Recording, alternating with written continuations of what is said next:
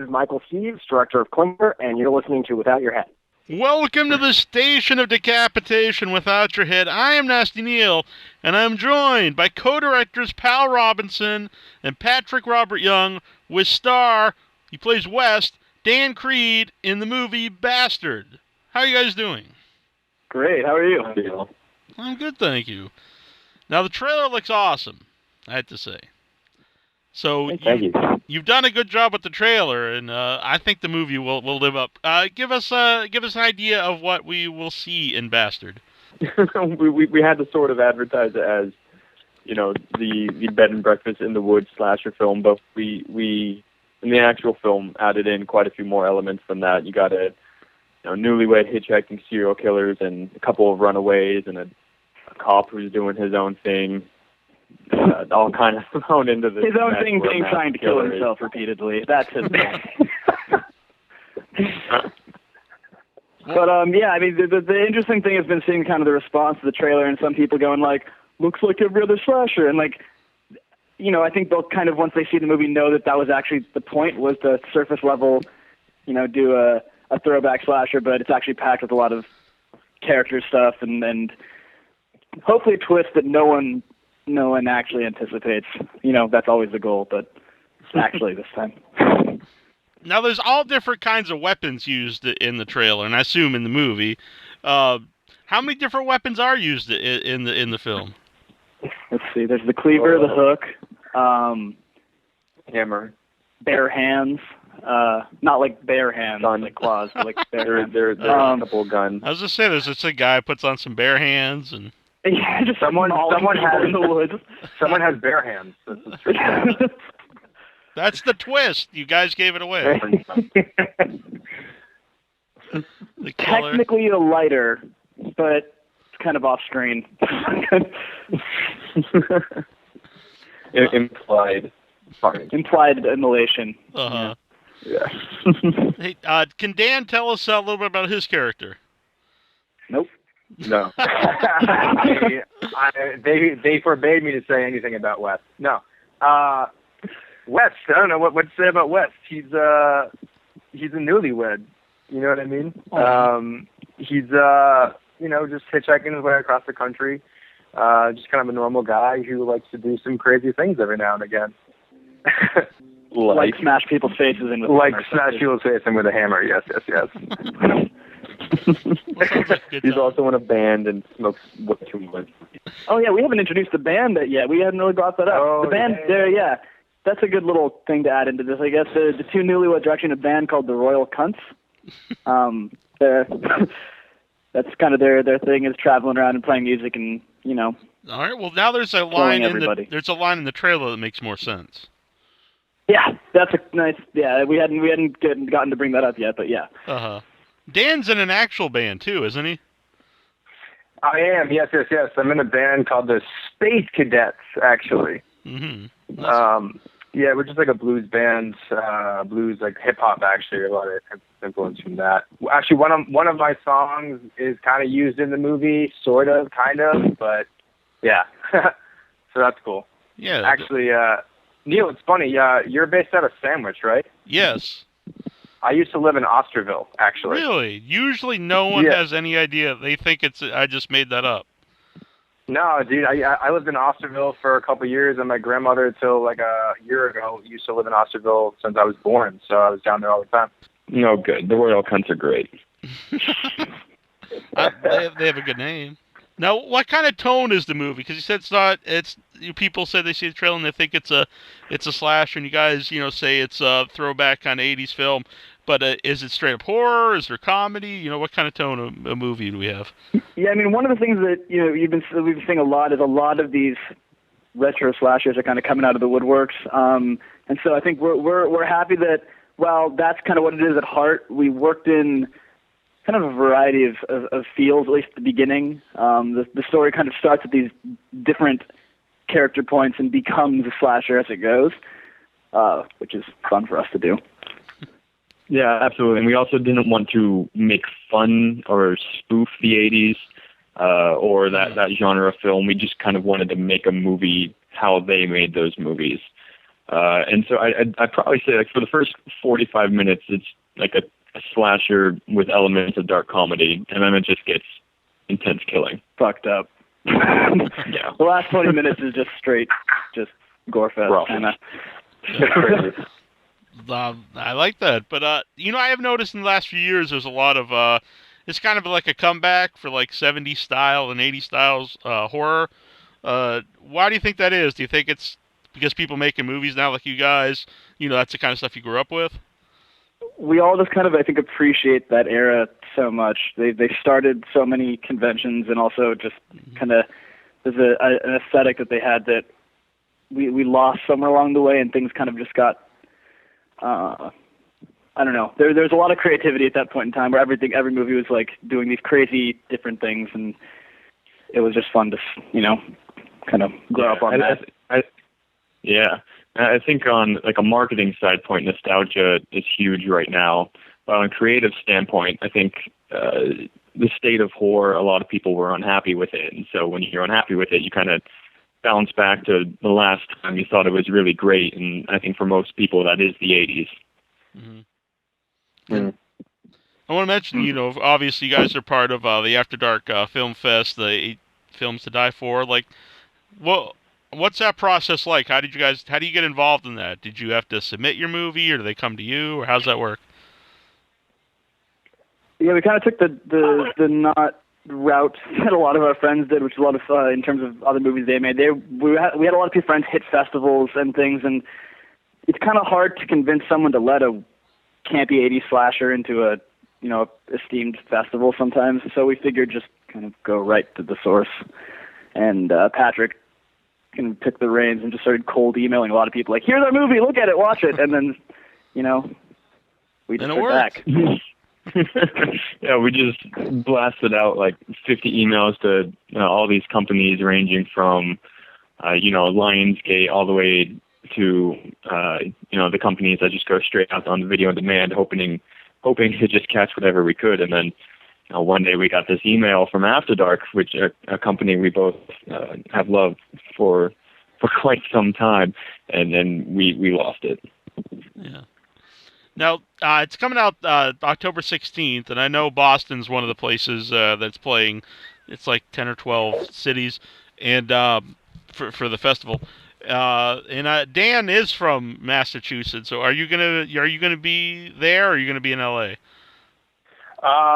Well, I know for the initially on the 17th, I'll be in Los Angeles, but it's also playing on the 20th in Boston as well. And I'm going to try to make it back, actually. I know a lot of my family and friends are trying to make it out to the theaters up in Danvers to go and check it out. But I hope to make it back. Yes, I hope to make it back to Boston. Cool. So yeah, I think it'd be really cool to see it with everyone back there, especially because actually two of the people we brought on the film, one was a DP, and one was a grip. He was kind of everybody. He was everyone at once. Yeah, we're actually from the same town back in Massachusetts, so we had a lot of folks in Boston work on the movie, which was really cool. Oh, nice. Annabelle, who can't be here tonight, she's my co-host on the show, and we do video series Dinner Rest in peace. Yes, it's very sad. But and we do a video series Dinner and a Movie, where we go and watch movies and we review them over dinner. And we go to Danvers a lot because we go to midnight movies, and there's not many places open after a midnight movie in Boston, but there is a Denny's in Danvers that's open all night. Nice. Yeah. So there's a plug. Nice, I love it. There's a plug for Denny's in Danvers. You get that grand slam breakfast, man. You got to get that. That's right. I just wonder how you guys all met. I assume Powell and Patrick have been working together. So how did you guys two meet, and then how did Dan get involved? All right. Well, Patrick, do you want to talk about us, and then I'll introduce Dan. That's kind of how it actually happened. Yeah. Yeah, Powell and I were actually we lived on the same dorm floor at USC freshman year. The cinema floor had movie murals everywhere, and so there's a group of us who would do stupid little films, and eventually it evolved into something slightly bit more professional, and then slightly less professional, and then we made a movie together. And so then what happened was I was in the production program with actually our DP Ryan, and we were paired up for our junior thesis and a couple other things. So we worked together a bunch, and he was friends with Dan, and I shot actually Ryan's thesis that Dan started. So when Patrick handed me the script for Bastard, and I read West, and I was like, oh my God, this fucking character is just Dan, except he doesn't kill people. So I hope. And it was just for all we know. I think we literally held an audition for one person, and it was just Dan. And we're like, okay, well, that's all we need. It was pretty cool, actually. Like, I remember getting a call from Ryan Powell, actually, right after we shot Ryan's thesis. And I remember Ryan called me, and he was like, dude, keep your phone on for like 3 weeks. I was like, why? And he goes, Powell's going to call you. And then that's how it happened. You call me one day, and you're like, hey, get in for an audition. And I was like, okay, cool. And then I did. Yeah. Now, have you ever played a villain before? I don't know if you are the villain. You're killing people. I assume you're a villain, but maybe not. I don't know. I up until this point, I had never played a villain. Well, I guess, no, I never played a villain, actually. I played sort of a bad person in a play in college, but it wasn't anything like this. You know what I mean? It was more like, oh, I'm kind of a bad person, but not really. But this is my first delve into like someone who really, well, the way that West is in the movie, the way I kind of describe him is, he has a few screws loose, but every now and again they fall into place. So he's not necessarily like a bad guy, but he can be a bad guy. If that makes sense. You can definitely let the beast out. Yeah. Well, what did you think when these guys tell you they think this character's you, and then you're reading it and it's you're like a serial killer? Honestly, that's actually what attracted me to the script, because I remember when they sent me the sides. One of the scenes was one of the you see in the trailer when I smashed someone's face in, and I was just like, that is so awesome. You know what I mean? And I was like, I want to do that. So I remember like thinking like, this is so badass. Like, that's so cool. So I was on board right away with it. Plus, I had read Patrick's work before, and I'd worked with Powell, and it was an opportunity to work with a great cast and crew again. So I was very excited about the project. Cool. Now, Patrick and Powell, were you guys always into horror movies, like primarily, or just film in general? Definite yes. I think there was no question about what we were going to make together first at all. we definitely spent a lot of late nights in the dorms, just like drinking and watching every horror movie we could. Everyone else, freshman year, I remember, and we're just like alone watching horror movies. We would skip film class to go watch like Wreck and the Nightmare on Elm Street remake. It's slightly less productive. Yeah. Well, maybe not. Maybe that was your film school, watching those movies. That's true. But yeah, I think every film fan kind of has that age where they have a film renaissance, like when they really start diving into it. And mine did come when my mom started showing me, The Omen and Amityville Horror and The Exorcist and all these scary fun films. Mm-hmm. Now, what I met him and I was like, oh my God, you're weird too. This is perfect. Yeah, it always is pleasant when you meet someone else who shares the love of strange and unusual movies. But what you said when your mom let you watch those, what age were you when you could watch horror movies? I'd say late elementary school. She tried very early on, like first or second grade. She showed me Jaws, and I flipped the shit. I couldn't handle it.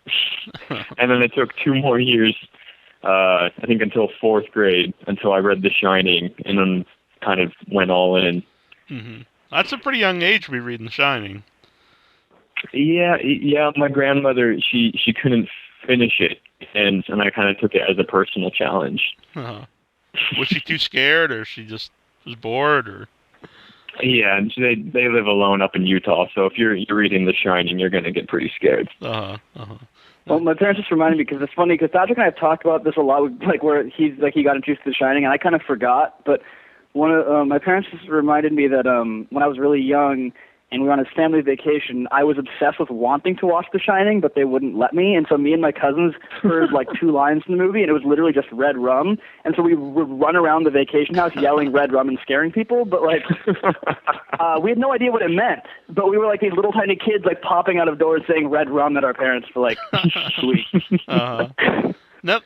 It's interesting about The Shining because my brother and I'm a big fan of The Shining, but I read the book after I saw the movie. My brother hates the movie The Shining, but he was a big fan of the book before he saw the movie. So, reading the book first, did you like the movie? Oh yeah, I love the movie. Because I have found that usually people who read the book first don't like the movie, and vice versa. I mean, they're very, very different beasts, but I think especially with, I mean, you're dealing with Kubrick and King, both absolute masters of their domain. It's kind of hard to deny them.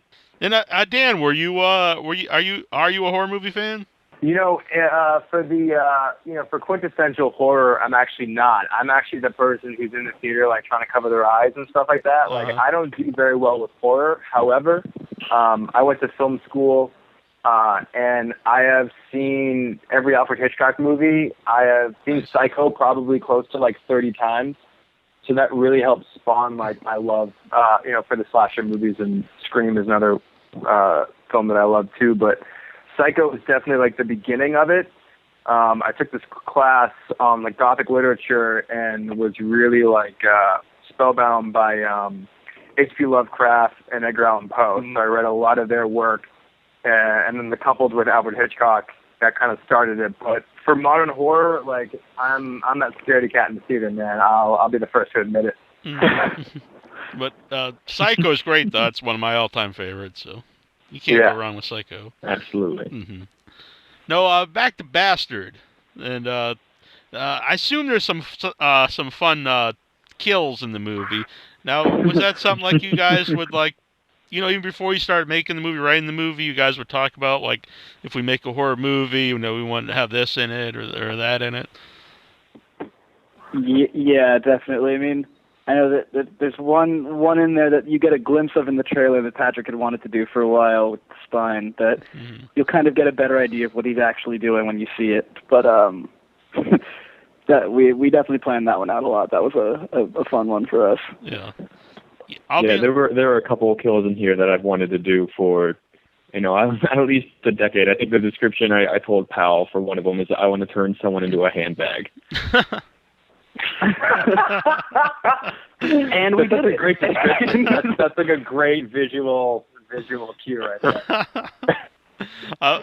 Honestly, as soon as Powell started saying that Patrick had an idea, I immediately thought of the spine. I was like, I bet it's the spine.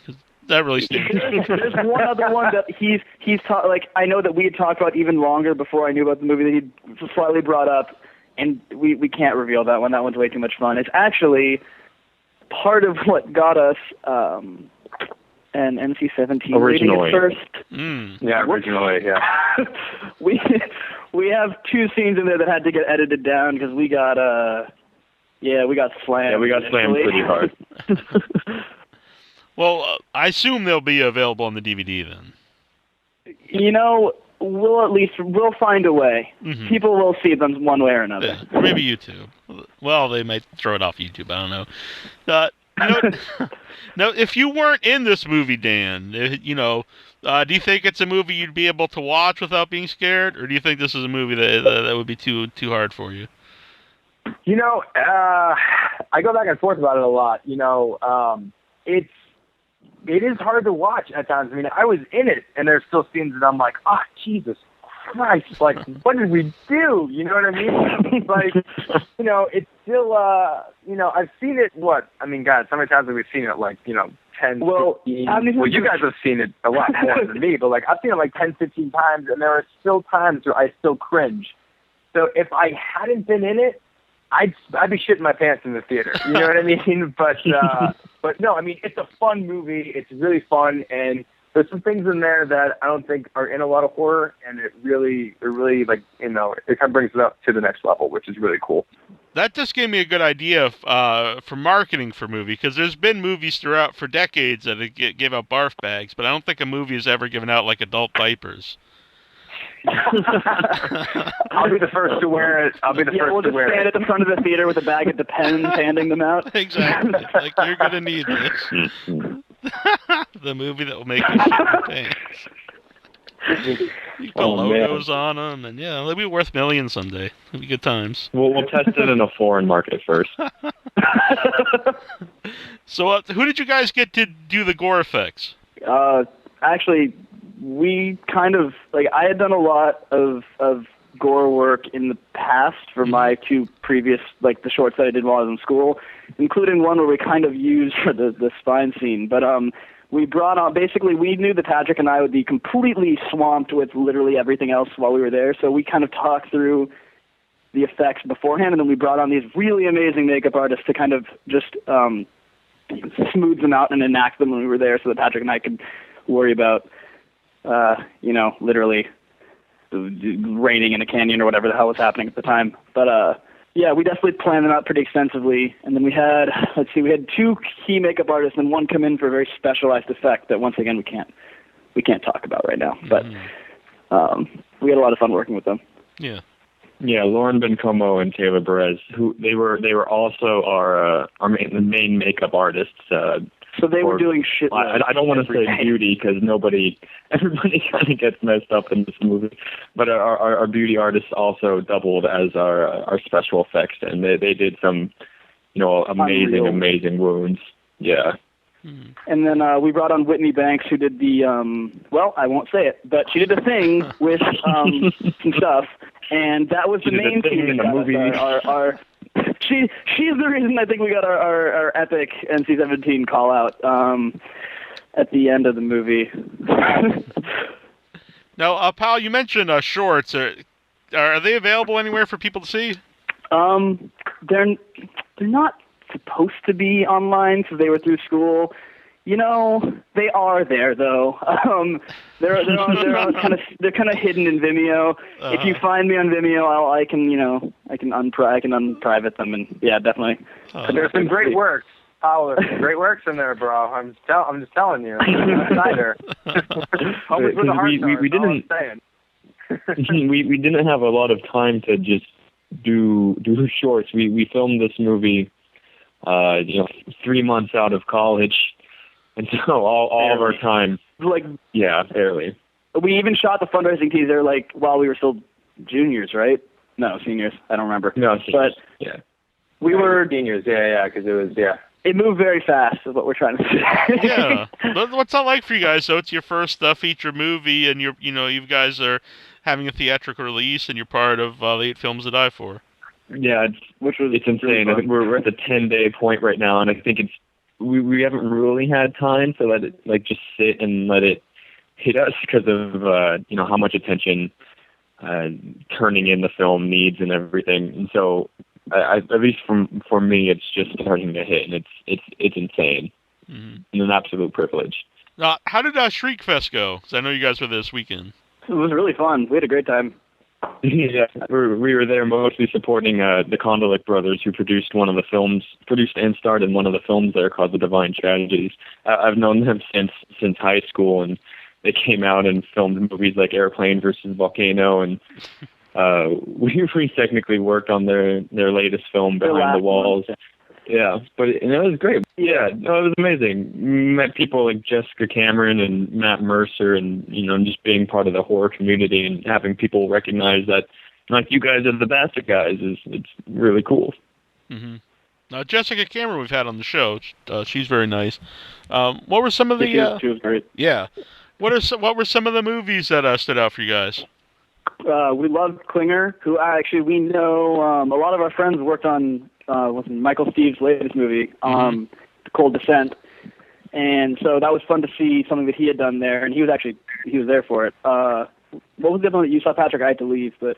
Oh yeah, the film that actually won, which was my favorite at the festival as well, is a movie called Interior, by a guy named Zach Beckley, and he's just he was a Florida grad student who's now teaching out there, and he did a paranormal, basically paranormal activity type film, but on $11,000, one character basically the entire time, using, I think, 4 GoPros and a DSLR, and it was legitimately terrifying. It was the best Blumhouse movie that Blumhouse didn't do. Mm-hmm. we had seen the Convicts movie before, and so that was also really fun to see it on the big screen. So we watched it while we were editing Bastard, and so to get to see it blown up big and frightening was really fun. Mm-hmm. Yeah, and that one was directed by Jose Prendes, who showed up in a white blood-spattered suit, which was amazing. Pretty epic. Sweet, yeah. I did see Klinger recently, which I thought was great. That was I was really surprised because we had Michael Steves on the show, and I told him I wasn't, just by the premise, I wasn't really sure it'd be something I'd like, because it's kind of like, I'm not really big on like kind of teen movies or whatever. But it's really fun. It's really I thought you kind of nailed it. It was pretty for what the premise was. I thought they did an excellent job. Yeah. Yeah, you look at the poster and think it's going to be a bit hokey, but it's actually legitimately funny. Yeah. And the gore, some of the head falling off stuff is amazing. Uh-huh. Yeah, that's what always works, I think, if you're going for comedy horror, is you really have to nail the horror, or else I think the comedy doesn't work. Right. If that makes sense. Dan, were you there too? I'm here. No, I was not actually at Shriek. I was working, unfortunately. But yeah, I missed out. Mm-hmm. Now, have you guys did Bastard play at Shriek Fest, or was it just the trailer? No, actually, we just went because of the Gondolix. Oh, okay. Well, Michael Steves told me he really liked the trailer, so I thought maybe he might just watch it. Yeah. But have you guys had a chance to watch Bastard with an audience yet, or will it be the first time when it releases? We actually had a really fun pre-screening of it. April 25th, it was the day after my birthday. We had a screening, and we screened it for like friends and family. Well, that downplays it. We accidentally packed the theater because we kind of invited everyone we knew, and then like it just kept growing, and suddenly like we were expecting 50 people, and there was like 300. So that was a ton of fun. We actually had someone leave during one of the gore moments. Oh, really? There's actually more than one. It was more than one. It was about. Was it more? Okay, that's good. 3 or 4 people actually walked out. Like, I had a friend sit in the back, and he came up and was like, "Dude, like 4 people left," and I was like, "That's so awesome." That's exactly what we wanted to happen. You know what I mean? If they would have the adult diapers, they could have stayed. Is that nerve-wracking at all, though, watching the movie with a group of people, or is it exciting? Yeah. Mm-hmm. Or both, I guess. I think it was terrifying until you get your first laugh or proof that people are enjoying the film. Right. I was sweating a storm. And luckily, there's a pretty good early moment with Dan and his first kill, where I think it helps gauge the audience reaction pretty much within the first very early segment of the movie. I mean, for me, I remember I was sitting in the first 3 rows. I was with some family that actually flew out to Los Angeles to come to this screening. And I was still shitting my pants. You know what I mean? I was so nervous. Throughout the entire movie, I was so nervous. And it's like doing a play when you're on stage. That's totally different. But sitting in the theater and watching, because you can't do anything about anything. It's just out there. You know what I mean? Mm-hmm. So it was very nerve-wracking. But then when you hear the reaction to certain things, it really kind of lifts your spirits, because you're like, oh, cool, we did something really awesome, and people were actually enjoying this. That's pretty cool. Yeah, exactly. Yeah, we didn't fuck up. Exactly. Now, when you mentioned that your mom got you to watch horror movies, was she there for the screening of the movie? My mother actually was not. Before this, because the version we screened was the at the time unrated version. My 11-year-old sister did have an opportunity to see it, and she did not walk out of the theater. Well, I think that's good on her part. Yeah, so that's just the family has been extremely supportive, and especially Hal's parents, who are actually executive producers on the movie. Yeah, we've had a lot of family support from all around. I don't think we could have even made half the movie we had without them. Mm-hmm. From pre-production all the way through. My mom was the costume designer, and my dad did the dialogue mix as well, and he helped with some of the music mixing as well. Oh, nice. And Patrick's stepdad Jeff basically found half our locations, more than half. And for the first 5 days of the shoot, we were staying at my family home, just 15 people packed into a house that already has 3 little girls, a little boy, and 4 dogs. Well, was it? It was great though. Yeah. No, go on. I'm sorry. No, because he grew up around there, so he had knowledge. Like, we're like, oh fuck, we don't have a lake. We need our big horror lake. What the hell are we gonna do? And he's like, just drive up 20 minutes that way and turn left, and you'll see a lake. I'm like, oh, really? So yeah, we did it. It was perfect. Yeah. That's the one that's in the movie. Well, that's an invaluable asset to have. Someone who knows great locations. Does Dan? What about your family? Are they happy that? Well, I'm sure they're happy you're in a movie, but what are their thoughts of you being in a horror movie like this? Well, my family's not big on horror movies. I think my mom and my sister and my dad are kind of the same way. My dad actually, he doesn't watch a lot of movies. Actually, he doesn't really go to the movies at all. But my mom helped out with some of the pre-pro stuff and during production as well. I remember they flew up to set one day. They're super stoked about the movie, but they don't like horror. I think that's the only thing my mom said to me. After she watched the film, she didn't say anything about the gore. She didn't say anything about like all the kills. She walked up to me and she was like, I can't believe you smoke in this movie. Like, that was her only gripe. Like, that was her only gripe of the entire thing. She's like, you smoke in this movie. And I was like, sorry. Like, I don't know what else to say to you. That's the thing you pick out of everything else in the movie. You pick out that I smoke? Like, okay. Just tell her, like, it's Hollywood tobacco. It's not real. It was chamomile, dude. Yeah. Like, it's not real. It's chamomile. Like, well, what you see on screen isn't real. Reagan. You said about packing everybody in the house. Was filming the movie itself a lot of fun for you guys? Oh, hell yeah. I mean, we were literally living out of the location the entire time. Once we moved up to Big Bear, it was fucking epic. I mean, you can't get much more involved than literally sleeping. Patrick and I slept in the main deathbed. We slept in the same bed together. Yeah. That's very sweet. I think I shared like 30 crew members into a cabin in the woods. You kind of get comfy. I shared a room with two other male actors, and we were in the same bed. It was great. It was a great like 3 weeks. I mean, there were definitely low budget feature shooting in under 20 days is going to have its stressful moments, and I think that's where it really helped out having both Powell and I there. If one of us started to freak out, there's always the other.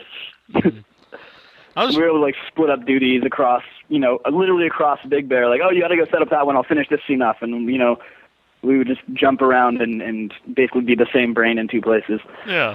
I was going to ask about that, being co-directors, if that was hard, like if you ever butt heads, but it seems like you guys work well together. Yeah, we hate each other. It's horrible. It's an evil necessity. We were pretty thorough with our prep, and I am not joking when I say it hit a point where it was pretty much the same brain in 2 spots. If we needed to split up. It was actually great too, like as an actor, to have like two minds, 2 directors, especially when they're on the same page, because, for the most part, at least for me, Powell and Patrick sort of let me do my own thing. They sort of like let me kind of go with things. And then when I got off track, obviously they brought me aside and they kind of honed me in. But if Powell wasn't there, if he was setting up a scene, then I'd go to Patrick, and Patrick would say, the same thing that Powell would say, or vice versa. Powell would say the same thing that Patrick would say. So it was really good to have that like reassurance that you could always have someone who's there, who's focused, and who knows exactly what they want. So when you go up to them and ask, like, what the hell am I doing right now, you get the same answer all across the board. Yeah, we overly dissected the script beforehand and rehearsed all of the intimate character scenes, and just dissected it to the point where there was no way anybody could make a better movie out of this script than Powell and I, because we just knew it so damn well, and I think we translated that to the actors pretty well. Mm-hmm. No, Dan had mentioned Psycho, and you guys mentioned watching a lot of horror movies, but what are like some of your favorite horror movies? I love Evil Dead 2. I Mhm. think that is one of my big favorites. Not necessarily a horror movie, but also The Crow. Huge fan of The Crow. Not the knockoff Crows, the original one. Uh-huh. Patrick. Yeah, and I mean, there are the staples that get mentioned everywhere, and they're staples for a reason, like The Shining and Alien, Exorcist, and New Nightmare, and well, maybe not New Nightmare, but I love New Nightmare and Halloween. I think all of those kind of shaped me, and I know one Pal and I watched a lot before going into this too was Suspiria. Mm-hmm. Yeah, Suspiria is so good. They're classics for a reason. Mm-hmm. You mentioned New Nightmare. I used to mention that on the show a lot. I think that's the most underrated of that series. It's fucking epic. Yeah, it's awesome. I think it's perfect. It managed to get scarier and sillier at the same time, and I've never seen something do that. That's a good point. And it's an interesting story too. That how people really take the villain in the movie as like the hero and like get tattoos and everything, which it's not nothing to do with the movie or anything. But I always thought when they did the remake and they really made it about Freddy being a child molester, I always felt bad for like people who had tattoos of Freddy and stuff, because it's one thing to have like a fun, it's like it's to have a fun character, but it's like you really don't want like a child molester tattoo on your arm. I mean. Yeah, the original kind of downplayed it. Yeah, it's definitely there, but it's not in the forefront. It's kind of. It was definitely a bummer because I thought Jackie Earle Haley was a really cool replacement, and they just went so dark that like I thought he was gonna be really. I mean, he's still good, but it wasn't Freddy. I just wanted to see him be classic Freddy because I thought he could have done it. Mm-hmm. Yeah, if it were maybe just another film about that kind of character, it probably would have worked. But what about practical effects? Is Bastard all practical effects? 100%. There are three CGI or three post effects shots in this movie, but they're literally and they were like to remove a light switch, or get rid of a flagpole. Like they're really stupid things that aren't really related to the gore at all. Yeah, but all the blood is real. Mm-hmm. Was I assume that was actual blood. Mm-hmm. Yeah, we cut open the makeup artists and poured them all over the set. That's why we said they were so good. Years ago on the show, I can't. Was during the live show, and a caller had called in and asked one of our guests if they ever used real blood in films. It was very bizarre. I brought it up to Powell in pre-production about whether or not we could buy chicken blood. We thought about it. We were going to try some pig blood or something. Yeah, we had some thoughts. No, he meant like human blood. But, yeah, there's definitely real hunks of meat hanging in a few parts, but, can only go so far. Yeah. Nothing human. After a few days, or if you're using real meat in the movie and you don't get your shot in like a day or two, like what's that like? Is it sitting around? Is gross and yes, very gross, especially when you're living at the location. It gets stanky really fast. Let's put it this way: I donated a cooler for use, and I had to clean it like 5 times with bleach. Let's just put it that way. Now, do you guys each have? That's not to say though it was all real meat. Actually, our lead one of our leads, Tanya is a very outspoken vegan activist, and we of course wanted to respect that. And so, in any scenes at all where she was around it, we actually used seitan and other kinds of stand-in meats. Yeah, faux meat. To be respectful of her situation, and we would interchange like literally same set, different cuts of meat. It's like use like tofurkey. We actually had our production designer cook up some seitan and like throw it in fake blood, and it looked really, really gross. It probably was, but I'm not.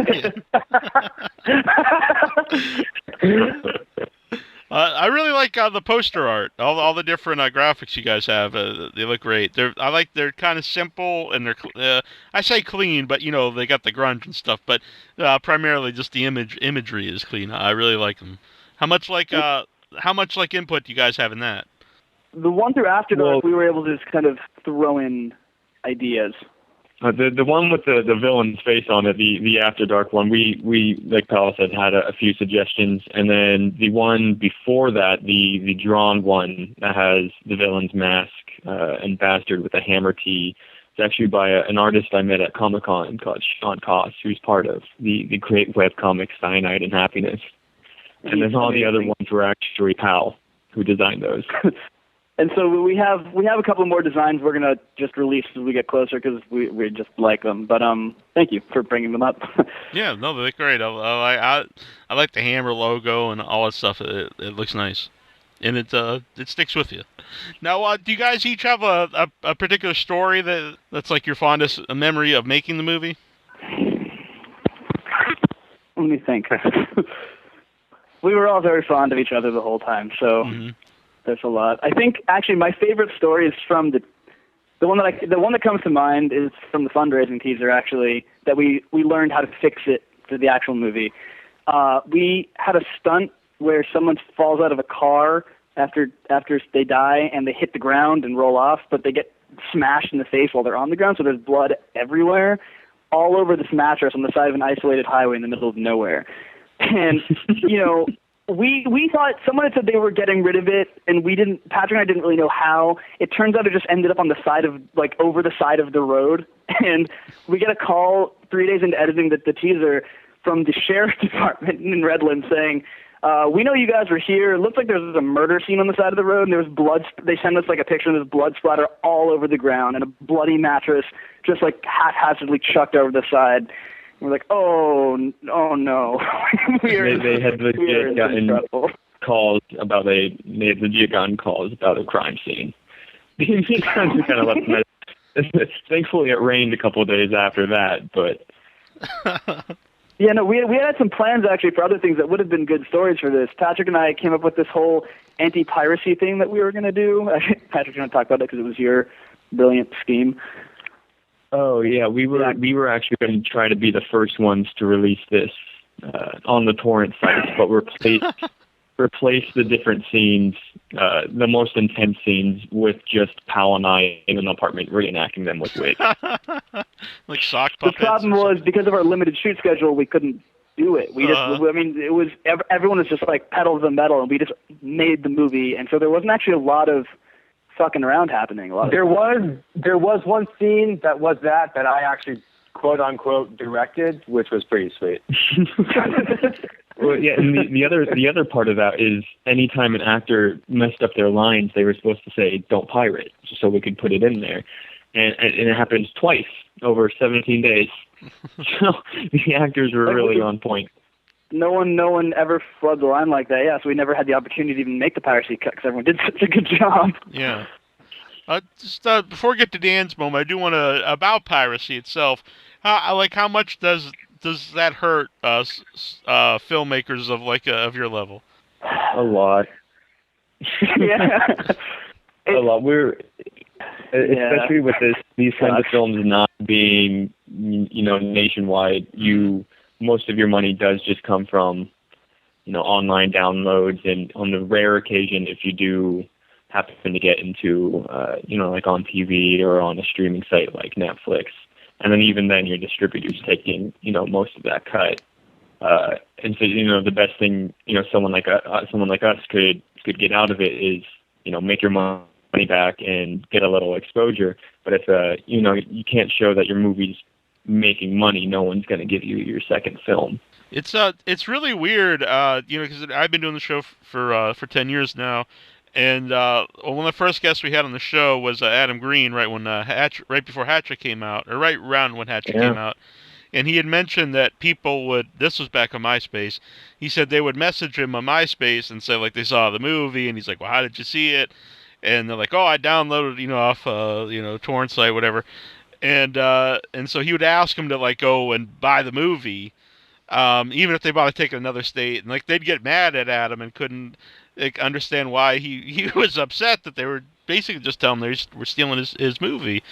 And still, even today, like, I'm friends with Lawrence Harvey from Human Centipede movies, and I see people on Twitter, they'll just tweet him and just tell him that they downloaded his movie, and I don't think a lot of people even realize it's wrong. I think they just think it's another way to watch a movie.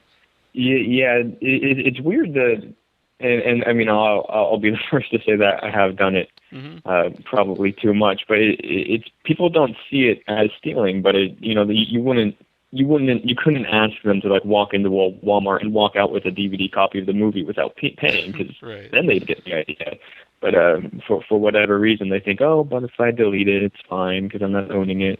I mean, I think that is the best solution, is asking people like, hey, test it. Yeah, use it as a test run.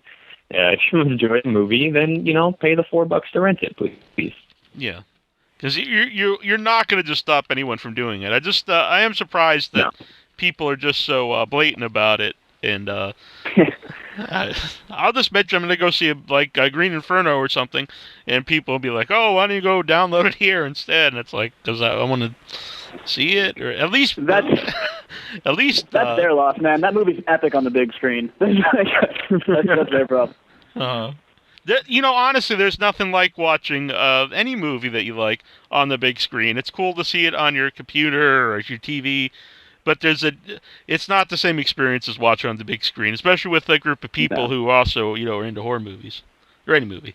No, and I think that's the best part about like revival theaters and everything. Like, Powell and I just bought our tickets for Beyond Fest and another upcoming Fathom event to see, Nightmare on Elm Street, Serpent in the Rainbow, and Halloween on the big screen, because there's just nothing like it. Yeah. Annabelle and I go, it's Coolidge After Midnight in Brookline, and then there's also the Brattle Theater in Cambridge, and they show, classic movies all the time. And Halloween, they have a 12-hour marathon. So if anybody listening, seek out and see if you have a theater like that, because you might have seen these movies before, but it's not the same experience as watching it on the big screen. Yeah. And they need the support. Yeah. Yeah, we're really lucky out here because we got Tarantino's New Beverly, and he just, shows his film collection all the time, and it's super rad. Yeah. I think he actually did show New Nightmare a couple days ago. Oh, nice. Dan, when he mentioned Psycho a couple years ago at Coolidge After Midnight, for their Halloween marathon, they showed the two headliners were movies that were inspired by Ed Gein. So it was Texas Chainsaw Massacre and Psycho, and to watch those on the big screen was awesome. And it was also cool to see such a different take on movies that were inspired by the same character, even though they're really not amazing. Much like them. Dan? I actually used to go to the Coolidge Corner Theater. Oh, well, that's what I'm actually talking about. Yeah. So I would go to the Coolidge Corner Theater all of the time. I lived right outside of Brookline. I saw The Big Lebowski there a couple times. Nice. I saw an original Spirited Away, actually, which was crazy. Oh my God. I love Miyazaki, and it was really cool. And I was like, holy shit, like I get to see this in the theater. You know what I mean? Coolidge is awesome. That sounds fantastic. Yeah. Yeah, and it's a great theater because it's very it's got the big red curtains and the stage, and it's nice. It's totally the old school, like the 1930s, 1940s, like a grand theater. It's really cool. Yeah, which is pretty fun for us actually. The screening that we did in LA, the Big Family Friends one, was kind of at a similar big classic Egyptian themed venue. It was pretty cool to bring a bunch of people to see our movie there. Kind of weird that happened. Yeah, that's awesome though. Dan, what was your favorite moment of either filming the movie or any of the experience of making the movie before or after?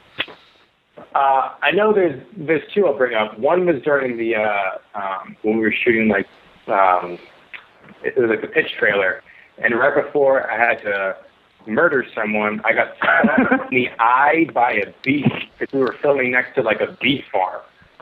So I got stung in the face, and I remember I was running around like the set like screaming, and they were like, "Are you okay?" And I was like, "Just roll film," like for them to just do it, which was a lot of fun. But I remember, I think one of the best moments that I had with the film was we were up in the mountains one day. And I remember like talking to Powell and Ryan, and I've actually known Ryan, who shot the film. I've known him since high school. I actually grew up with him, So I remember sitting with him and sitting with Powell and being like, this is what we said we'd do in high school. Like, we said we were going to come out to Los Angeles and make a movie, and, like, that would be our job. And it was really cool to just sit there and, like, look out at this huge, expanse of land and just be like, yeah, like, that's what we're doing. And that was a really awesome moment, at least for me. I'm not sure about you guys, but, like, actually realizing that, like, you are actually doing something that you said you'd do for, 8, 10 years, that's like that's really cool to feel. So I think that was my favorite moment. I thought you were going to bring up the thing you reminded me of the other day about the delirious drive in the Mustang at 4 a.m. Oh, that was super sweet. Wait, we got to bring that up. We got to tell that story. So it was like the last day of shooting. We had done like it was like a 22 or 23 hour day. We were all wrecked, right? It was 5 a.m. Powell and I literally had concussions. Yeah, so like we finished our last shot, and everyone was like, "Yeah, we're so excited, so excited!" Patrick comes out of nowhere, full sprint, tackles Powell, and like this huge hug, like bear hug moment. But they tripped, and like Patrick fell on the ground and like smashed his head open. And Patrick was bleeding from the head, like just crazy, and people were like, "Oh shit!" Like we got to go to the hospital. And then Powell was like, "Wait, we still have one shot to do. Like, what are we gonna do?" And we had one car that we had to use, and it was the Mustang, and no one could drive stick. So I had driven in the Mustang a few times for some scenes, and Powell turns to me and he's just like, "You gotta suck it up and just do this. Like, you gotta just do it." So it was 5 a.m. We were delirious. We had no idea what was going on, and I remember speeding Patrick in Mentone, doing like 70 down the road, trying to get to the spot on time before the sun came up so we could shoot the stand scene. That was crazy. We interrupted a double lesbian wedding with one of my screams too at one of the locations. Oh my god, I forgot about that. Yeah, we had no idea what was going on. The girl scream. No. They must have been so pissed off, like, if you really think about it. This is like blood-curdling scream coming out of the woods.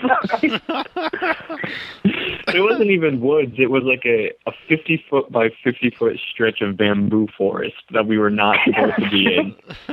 And I was trying to get our little girl actress to scream. So I was like, "If I scream, will you scream?" And she's like, "Yeah." And so I did. And then we got promptly kicked out. That's awesome.